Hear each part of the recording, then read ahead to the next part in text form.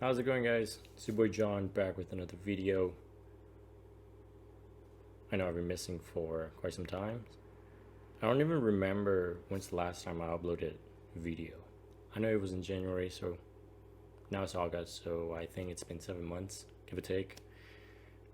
But now I'm back, and hopefully this time around I can continue and keep this up. I will try. I don't know why I'm doing this with my hand.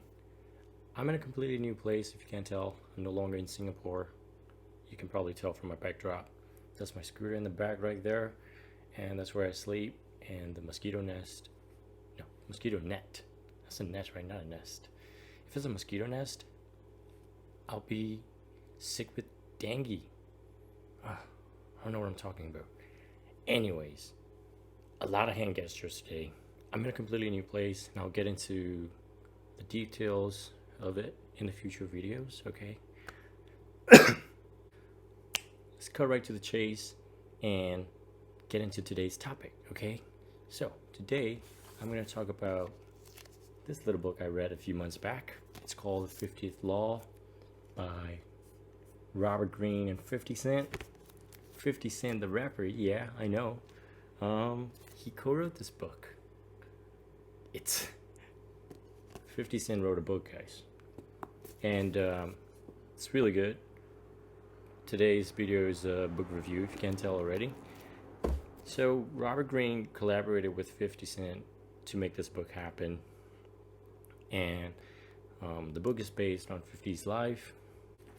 It caught me as a bit of a surprise when I first saw this book, and I was like, the 50th Law? 50 Cent? Because I never knew 50 wrote anything other than dope tracks and fat checks for his beautiful chicks, right? And when I saw it, I was just like, no way he wrote this. But he did. And this book essentially is about his life. Alright, the book is really good. It focuses on 50's rise to fame and fortune, starting out as a young hustler from the ghetto of Southside Queens to becoming one of the best-selling rappers when he was discovered by Eminem, and finally building his business empire and staying relevant in this ever-changing landscape of mainstream culture. The book is sprinkled with inspirational quotes and anecdotes from historical figures like Abraham Lincoln, Socrates, Malcolm X, and James Baldwin. Particularly James Baldwin. There's a lot of quotes from James Baldwin. I think one of them is a big fan. 50, for those of you that are not familiar with him, is a famous rapper who made hit songs like In the Club and Many Man in the early 2000s. They were basically about, like, a lot of his initial success came from this incident where he got shot 9 times and then he survived, right?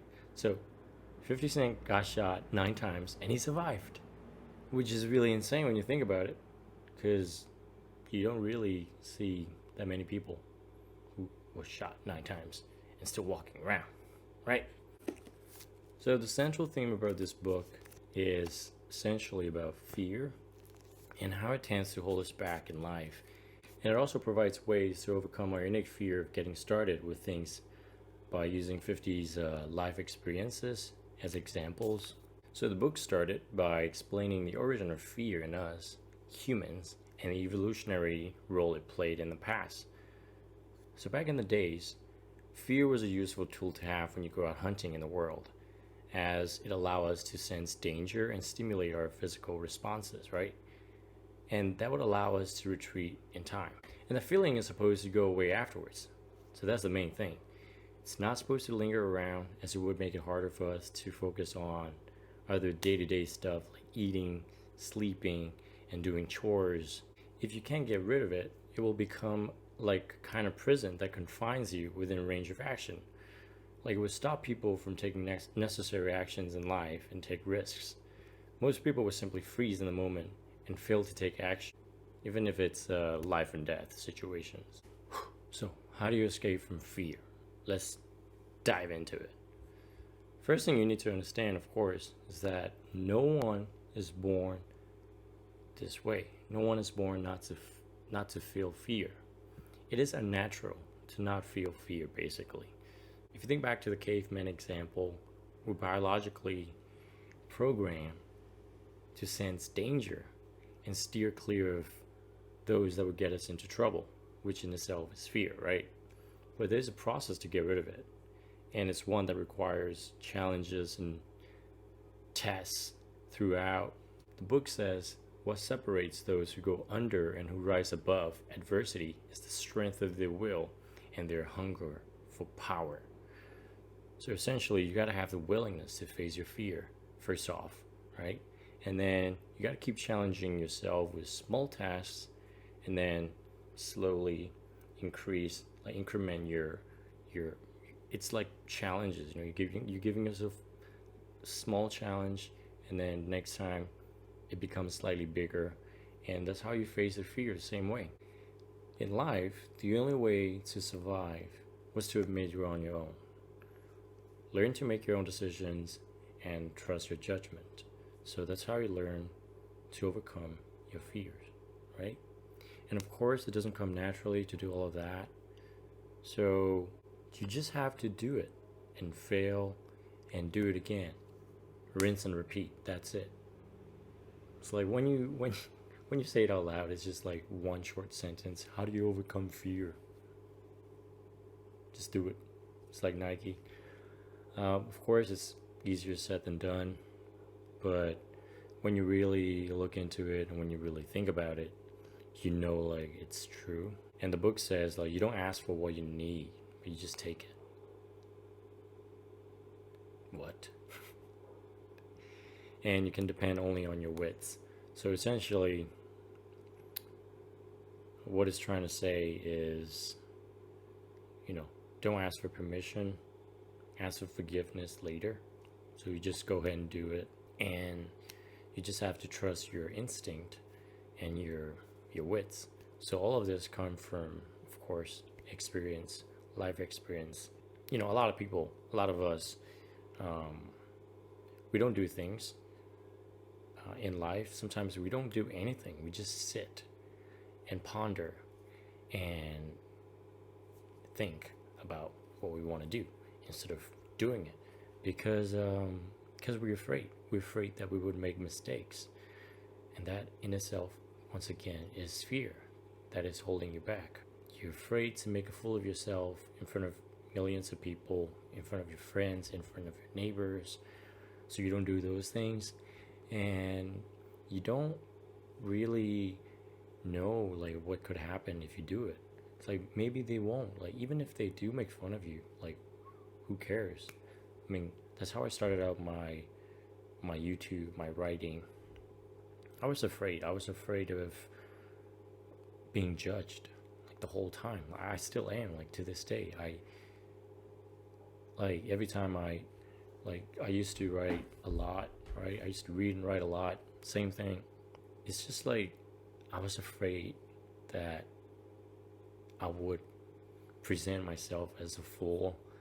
Like, I read a book, and I have an opinion about the book, and I want to share that opinion with other people. But, like, what if that opinion is wrong? Right? That really scared me to not do anything. It's like, okay, you have an opinion, just write it down, keep it in your notes, right? And then over time, I started having lots of notes, and I was like, and I started reading more and more, and I was like, okay, I think I'm starting to understand what this is about. Like, maybe like my opinions are valid. And so that's what I did. I was like, you know what, who cares? Let's start a website. And I started putting out my stuff, and some people like it. I get to talk to people about it. And then I started recording myself. Of course, I was scared. I was like, oh my god, what if people think I'm dumb? Like, what if people don't like this video? What if this and that? And once again, those are fears. If you just sit and think about that fear, it would just eat you up. Like, it would lead you to inaction. It would lead us not to take action necessary actions to overcome that. So basically, to overcome that fear of recording yourself and putting yourself out there is basically to do it. I know it sounds ridiculous, like me saying now, okay, just do it. Like, yeah, man, but like that doesn't help, right? A lot of people would say that, um, and but that's just how it is, you know. You just do it. If it fails, you're like, oh, I failed, you know, like let's try again. But first, you have to take action, which would lead to other actions. You know, you get feedback, right? All right, I'm gonna stop for a second because the dogs are going crazy outside. I don't know if you can hear, they're just howling right outside my house, and there's a whole bunch of them. So I gotta take a break. 2 hours later. Alright, I'm back. The dogs are gone. Let's get back into making that video, okay? So, I think I was saying that basically don't let your fear lead you into inaction. And if you overthink about something, it will definitely lead you to not make the decision. You know? It's like you think about it and you're like you weigh the pros and cons and you be like, all right, let's dive in. Let's see what happens. You know what I'm saying? And then we'll course correct afterwards. That's the mentality that you should try to develop, instead of just let's sit and think every single possible scenarios and outcomes that could happen and then take the first action, which would take forever if you're doing it alone. Like, let's say if you have a team, and then of course it would be faster, maybe, but still, it would still be much longer than just simply doing it. You know what I'm saying? So just do it. Don't get cold feet. Take the first step and then see how it is. You know what I'm saying? And the next thing that you need to do is to take ownership. Taking ownership is basically, right, you take the first step, you make your first decision on whatever it is, and you have to put your name next to it. It's like, yeah, I did that. You know what I'm saying? It's like, yeah, I wrote my first article and I put it out there for people to see, people to criticize, and whatever. And it has my name on it. Jonathan Fort. John Fort. Put out my first video. My face is in it. My face is in it. My name is in it, right? So take ownership. Get in the habit of taking what you need for yourself instead of expecting others to give it to you. I still have a little bit of that. It can't be gone completely, you know. It's like it takes time to practice, you know, everything, and you know, eventually you get to the point where you just like fearless. You know, talents and good intentions are not enough in this world. You need to be fearless and strategic about your actions, your decision, and so on and so forth. So I'm quoting this from the book. In this world, you cannot relax and rest on your name, your past achievements, and your title. You have to fight to impose your difference and compel other people to follow your lead. So that's how you build confidence and the ability to influence other people, and to eventually not just be fearless yourself, but also have some sort of influence over other regarding that fearless effect. You know, it's like you know, other people, it just kind of like rubs off on other people, and they feel like they feel the same way, you know. So what you need to understand to get all of that right, to accomplish all of that, is that you need to understand that people judge you by appearance, the image that you project, the action that you take, the words that you use, and basically your style. Like, are you authentic? How authentic are you? If you do not take control of this process, then people will see and define you the way they want to, instead of the way you want people to see you. So that's how you sort of like build that image for yourself. And of course, it has to be true and authentic to you. You can't just make something up, because that would just be harder. You know what I'm saying? Like right now I'm talking to you, and I'm not trying to sound like someone else. I'm not trying to project myself as someone else. I'm not. I'm just using myself as an example because I'm the only one here, right? So that's basically what it is. Next thing is to be less dependent on others and on your surrounding, your environment. Like you should have a greater fear of what will happen to you if you remain dependent on others for power, right? So let's say you're basically, it's self-explanatory. Like if you don't build that image, you don't have that authentic power image of yourself, you basically, feeding off of other, and you're projecting it, so that it's never yours. That power is never yours in the first place. So when it's gone, like when it's taken from, like it can be taken away from you, and then you just feel like a shell of whatever. But if it's you, if it comes from you, like people can take it away from you. Like people can copy it first off, because they're not you. Like there are things that are unique to you, and you just have to sort of like project that. You have to bring it to the center of attention, and then you just build on top of it. You know what I'm saying? So your goal in life should always be to get out from like people's shadow. And like if you think of it that way, it's like the same as you growing up, and you move away from your parents' shadow, and you build your own family. You go to college, you become more independent, you cook for yourself, you clean after yourself, and then next thing in life is like you get a job, so you're no longer like financially dependent on anyone except for yourself, except for like those hard times when you need to get help because you don't have a choice. So what all of that means is that you are independent and you're self-reliant, right? And once again, it does not come naturally. It's a habit that you have to form, and then it's a habit that you work on, and then you just have to keep refining it over and over until it becomes truly yours, something that you can always rely on yourself, right? This means that in your daily life, you must assert yourself more than usual. You take on an aggressor instead of avoiding him. You strategize and push for something you want instead of waiting for someone to just hand it to you. So the next thing that's covered in this book is the framing. So what it is like things happen in your life.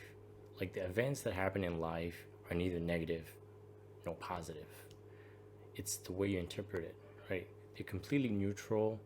It's your mind that chooses to interpret them as either negative or positive. So in essence, you have chosen to cast life's inevitable twists of fortune as hardships, giving them a weight and endurance that they do not deserve. So everything that's happening, it's all happening in your head, and like whether it has positive or negative effect on your life comes down to you, essentially. You know what I'm saying? So mentally framing a negative event as a blessing in disguise makes it easier for you to move forward. And another thing that you need is to be flexible. Be flexible, let go, and move with the chaos instead. Instead of trying to be controlling of the event or the outcome, just let it happen, and then see how it goes, see how it is, and then like make adjustment afterwards. That's a better way of dealing with things in life, because life is chaotic and things could just happen in a snap like that, and you can't foresee what's going to happen, so you can't be prepared for it. You can never be prepared for, like, no matter how hard you try, it's not gonna be enough. So if you have that like flexible mentality it makes things easier to deal with problems in life, basically. And of course, the next thing that you need in this process is a proper feedback loop to succeed. You're being flexible, you're adapting to new circumstances in life. So the only way to adapt is to look for feedback from, let's say, from your audience, from your parents, from your girlfriend, whoever, right? You put out something, it's not good, people are not reacting to it, people are not liking it for whatever reason. You just have to figure it out what it is. Is it something that I'm doing wrong? But if you have like a strong conviction that you're doing something right, but it's just not clicking with people, or like the right people, then you're not reaching out to the right people. Or it's either that, or like the way you put the message is not done in a way that is consumable to other people. There's always something, the little elements that are playing, and people are giving you feedback, whether they know it or not. You're getting constant feedback, and you just have to, pick up the signal. You look at it, you analyze it basically, and you take that back to the drawing board, and you work out whatever that needs to be worked out, and then you start over, and you put out a new one, and then rinse and repeat. You put out a new one, see how it goes, see how people react to it. People like it, you do something similar, and then it's all about that natural progression in life.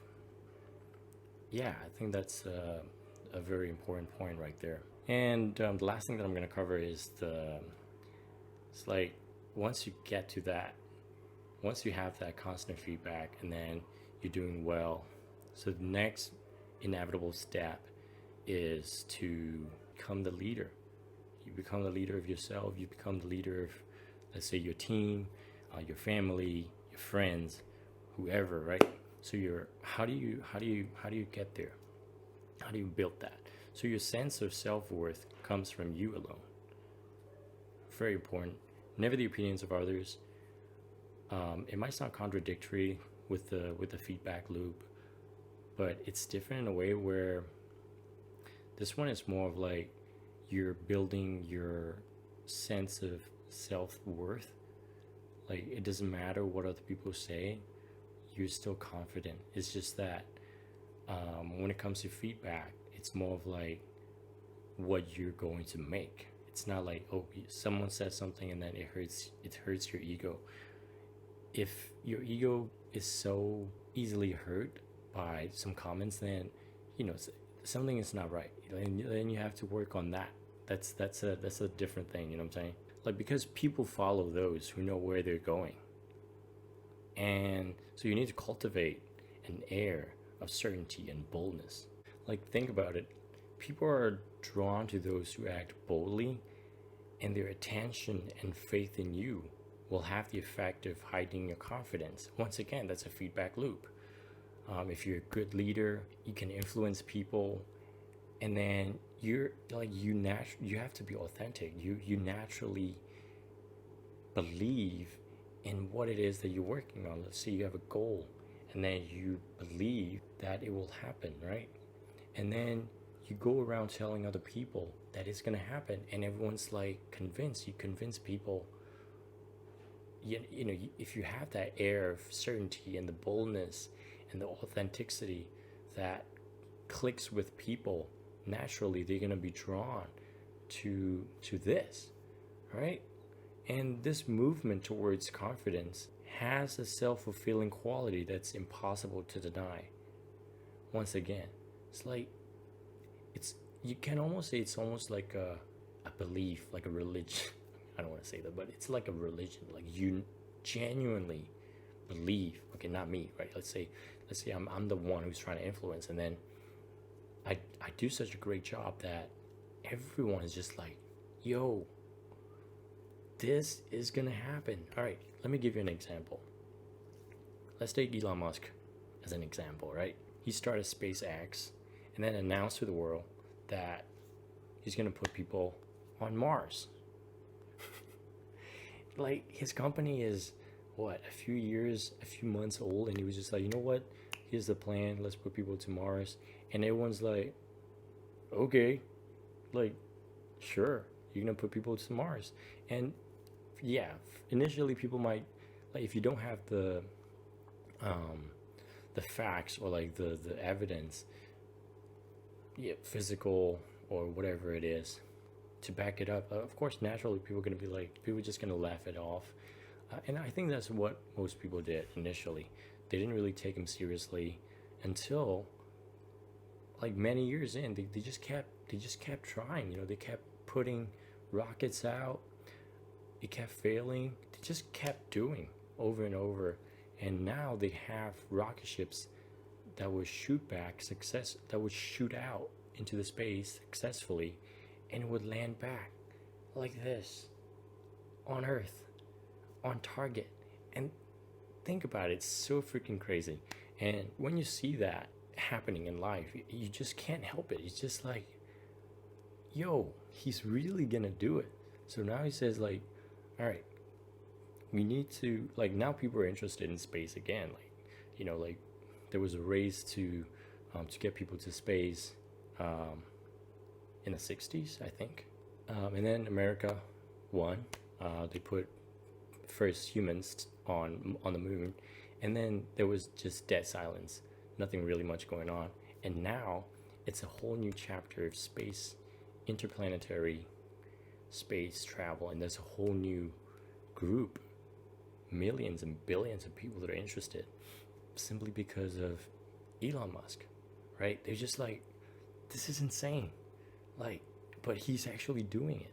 He's gonna build a moon base, and then from that moon base, we're gonna go to Mars. So I'm using Elon Musk as an example because I started watching his interviews at Starbase, which is the launch site of many of his rockets.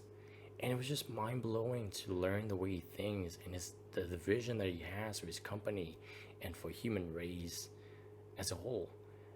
And the way he looks at, like, problems, the way he solves problems, the way his company deals with failures in the past. And they just, it's the same. It's the same techniques or like ways that are sort of like described in this book. It's like you do it. Like, there's a very good explanation video on, like, why NASA is slower at innovation and development of, like, a rocket ship, whereas SpaceX in the last couple of years has sent out so many rocket ships into space, more than anyone in history. And, like, it's because of the way they deal with problems, and also because of politics, the bureaucratic red tapes that NASA has to go through to send out, like, spaceships, versus SpaceX being private and having the funding and the freedom to just adapt more easily, more naturally, and then progress much faster in an efficient way. Like, if it's not useful, they just get rid of it. It doesn't matter how much it costs, millions of dollars. They just, like, it's holding us back, let's cut it. It failed, like 10-20 million dollars in investment in it. It failed. We have to move forward. And if you deal with the problems that you encounter in your life similar way, the same thing would happen. It's like the facts don't lie. It will still work. It doesn't matter if it's building a company, building a rap career, building business empire, or building a nation. Just like building a relationship, you just have to keep trying. If it fails, you move on. You try it again. With newfound knowledge, of course, with feedback that you receive, and that's how you progress, and that's how you overcome that fear. That's how you become the leader in life, basically. So once you become that leader that can influence and inspire people with the vision of with your vision, like, it's inevitable that you will succeed with millions and billions of followers that are backing you financially, emotionally, in every single possible way. And that's what a true leader is. And I've actually met someone like that in real life.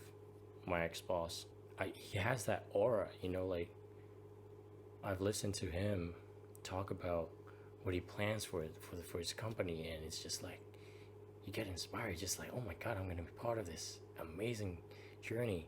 And there are people like that outside, like in the world, many millions of people, I'm sure. And you will, like, if you come across one, you know how, like, you kind of have an idea how they think, and then like you kind of learn to build that into yourself. And the great thing about this is it's something that can be practiced. Well, it's not like copy paste, but like you take a little bit and then you make it yourself, you make it authentic. And yeah, that's basically what this book is about, guys. It's about getting over that fear, you know what I'm saying? So I mean, I connect with this book on a whole new level, as I'm experiencing a lot of changes in my life. I'm scared shitless as to what's going to happen in my future, like in the future, in my life, what's going to happen a few months down the road, a few days down the road. Still don't know. And like it's good to have, like, it's good to internalize these facts and just like try to practice a little bit of that. Not everything, but if you can internalize that, you know, fear is natural, but you're just gonna sit here all day, or you're gonna do something about it. And like, and once you start, it's just you can't stop, basically. Like when I start talking, I can't stop. Same way, same energy. So anyway, guys, that's basically it. I would really highly recommend this book to anyone who's interested in learning more about building confidence, overcoming fear, and like how successful people deal with problems, basically. And the great thing about it, the whole thing is that like you can be like that because it's all down to us. It's all in our head. It's not, it doesn't even have anything to do with our body. It's just this thing right here, the brain. Like it is holding you back, or it is pushing you forward. But which one is it? Kind of comes down to you. So better make that decision, take that first step, and just beat it, you know what I'm saying? All right, I hope you guys enjoy this.